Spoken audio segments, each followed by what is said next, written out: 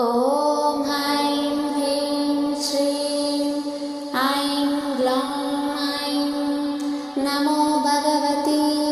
वार्तालि वाराहि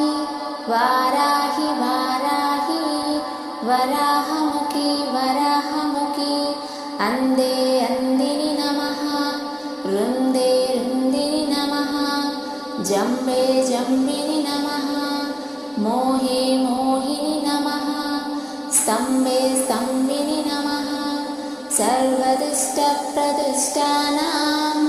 सर्वेषां सर्ववाक्चित्तचक्षुर्मुखगतिजिह्वां